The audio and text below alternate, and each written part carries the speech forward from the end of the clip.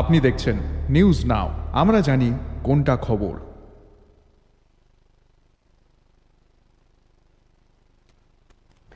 ধর্মনগরের school পড়ুয়া শিক্ষার্থীদের পাশাপাশি সাধারণ মানুষের মধ্যে সড়ক নিরাপত্তা সম্পর্কে সচেতনতা বাড়াতে বিশেষ কর্মসূচির আয়োজন করেছে ট্রাফিক দপ্তর।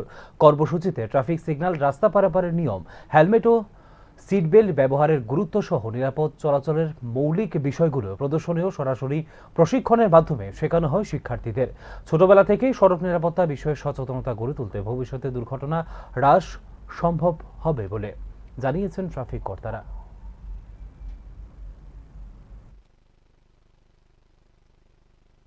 শিশু মন্দির স্কুলের স্টুডেন্টরা 25 জন স্টুডেন্ট এবং ম্যাডামরা আসছেন আমাদের ট্রাফিকে এসে আমরা একসাথে ট্রাফিক অ্যাওয়ারনেস প্রোগ্রামে ট্রাফিকে কি কি করতে হয়, ট্রাফিকে কি কি কাজ, এই কাজগুলো আমরা এই স্টুডেন্টরা দেখাচ্ছি এবং তারা এই ছোট ছোট শিশুরা বা ছেলেরা এবং মেয়েরা তারা পোস্টে উঠে তারা পুলিশে যেরকম ট্রাফিক পুলিশ যেরকম ডিউটি করে তারা এরকম পোস্টে উঠে তারা সিগন্যাল দিচ্ছে এবং মানুষকে একটা পরিষেবা দিচ্ছে।